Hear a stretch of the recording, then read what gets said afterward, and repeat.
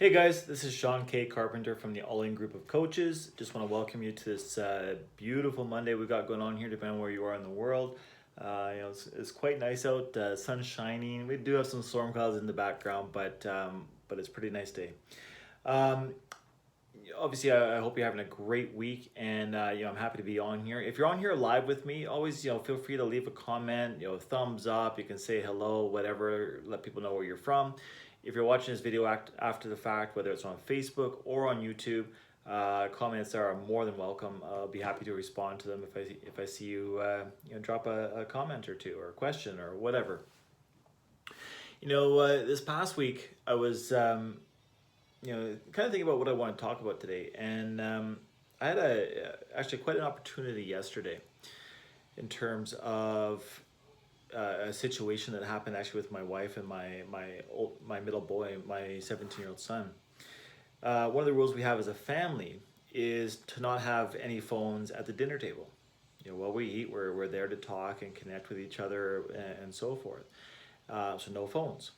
And occasionally somebody bring a phone to the table, and I've certainly been guilty of it at different points. But it's very important that everybody will remind each other, no phones. And so anyway, we're having a bit of an issue with my son bringing his phone to the table last night, and my wife was insisting that he put his phone away. And I guess wasn't really an argument, but it was a little bit of that there. And I unfortunately I sat there and I actually didn't see anything. And I didn't see anything, I reflected on this, and I'll tell you why in a minute, but I reflected on this. I didn't say anything because a part of me didn't want to get involved and create more of a conflict. I felt that there would be a conflict if I said something. And, unfortunately, in that circumstance, my wife didn't feel supported in reinforcing the boundary that we'd all agreed on. She didn't feel, she felt like the bad guy, you could say. And, so like I say, didn't feel supported by me especially, and in something that was very important to our family. And, obviously we talked about it and have moved past it, but I thought it was a really good point to bring up today. And here's why. Because when I thought about it, that part of me that didn't want to get involved for fear of this conflict, number one, I made an assumption that there would be conflict, that would end up in conflict if I got involved. But more than that, and here's why I want to share this with you guys, more than that, there was a part of me in that moment, I actually knew the right way to approach a situation, the right way to take a stance, the right thing to say. Only I didn't allow myself to see it, until after the fact. Now, sometimes obviously that's going to happen. That's life. We get caught up. However, the reason I bring this up is because the potential and the requirement, if we're to live a truly fulfilled life, a truly empowered life, I guess you could say, a powerful life, a successful life, the requirement for anyone who really wants to reach their potential, myself included, is that it's not a sometimes thing where we do what's right or a most of the time thing, but it's actually a moment to moment to moment process, a moment to moment to moment decision that we have to make to stay in alignment with our truth, with whatever's true for us, with whatever we're taking a stand for. And this is important. And one of the things that I know, so many people struggle with, for instance, being able to say no to other people.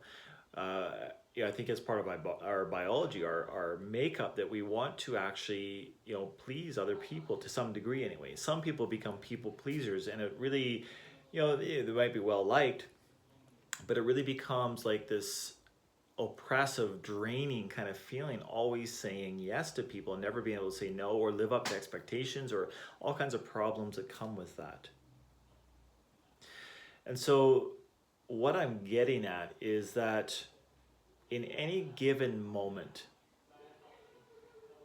If we can slow down, if we can just take a moment and slow down, there's a part of us that actually knows the right thing to do or say. So the question is, how do we tap into that part? Well, as Tony Robbins says, and I think I've shared this with you in a previous video, but as Tony Robbins says, when you're in your head, you're dead. So in other words, when we're caught up in thinking, what should I do? What should I say? What should I, etc., etc.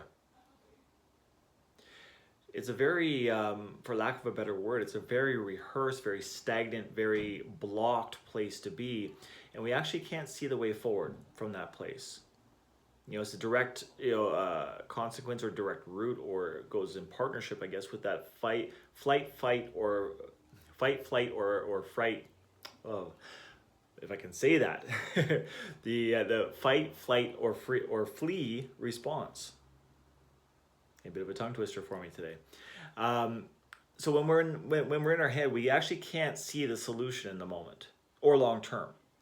So our task is to become present. Our task is to get out of our head and inhabit our bodies again. And a lot of people, have no idea what that even means initially. But here's a way to help you know what's right in the moment. There's two methods.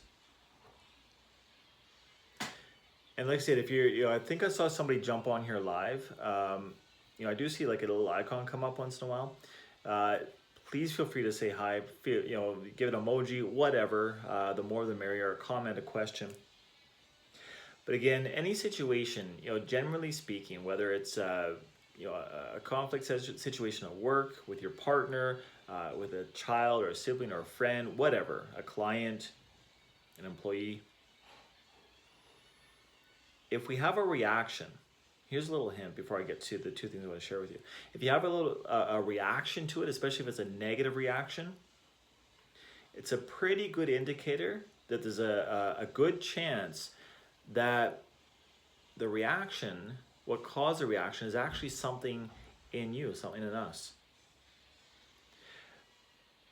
Carl Jung says, and I might have shared this on a video, but one of my favorite quotes of his is, enlightenment is making the unconscious in you conscious. Otherwise, it shows up externally and you'll call it fate. So what that means is that, a certain situation, there's what we could call, if we want to label it, there's what we could call, negative situations, bad, positive situations, etc., etc. But the situation is what it is. The circumstance is what it is. Our reaction to it is up to us. Whether we close down like I did last night, I guess you could say. So whether we withdraw, whether we become angry, whether we become depressed, whether we become anxious, desperate, you name it. That reaction is up to us and is based on a number of things. But, for instance, unconscious beliefs we have about ourselves, about life, about way the, rules that we might have for the way things should be and the way people should respond to us. Notice there's a lot of shoulds in this. So we end up shoulding all over ourselves and all over other people. And when we're in that place of shoulding or projection, so projection of beliefs, projection of emotions, or projection of suppressed emotions, a whole other topic, but if you've been following me for a little while, I've talked about that, or if you're a client, you'll be familiar with that. When we're caught up in that, it's very, very difficult to do what's right. So that's when we're caught up in our head, so to speak. Even if we're having a big reaction, that reaction is because there's something going on at some level of our mind that we've believed.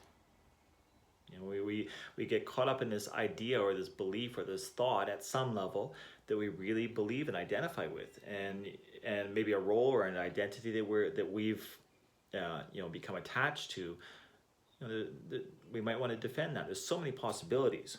Point being, if we react, that reaction is based on something in us. The situation might have triggered it, but it's something in us, something we need to deal with. If we want to be, take responsibility, if we want to learn how to respond to a situation, if we want to learn how to feel empowered and powerful and confident, fulfilled. So here's what I'd have you do if you want to try this. And again, if you're on here, please feel free to leave a comment, ask a question, whatever. Two things. Number one, before you say anything, before you take any kind of action, just take a moment, a couple seconds is enough. Take a moment and just stop. Stop, and this is very, very common knowledge, but it's so effective as a practice. Stop and breathe. Not just breathe, but bring all your attention, all your awareness to the breath for a moment.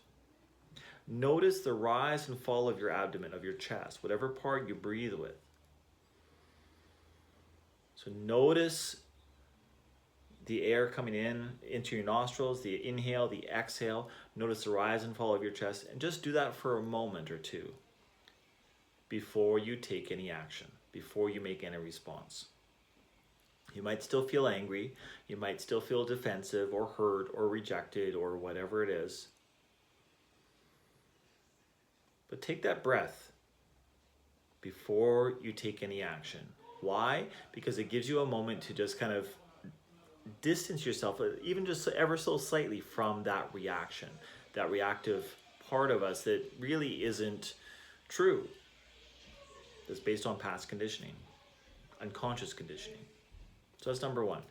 Number two, when you're ready to take some sort of action, whether it's something you need to express to the other person, whether it's something you need to do, whether it's a boundary you need to set, whatever it is, then ask yourself what I personally think is one of the most powerful questions I've ever come across in all my training as a coach. And it's simply this.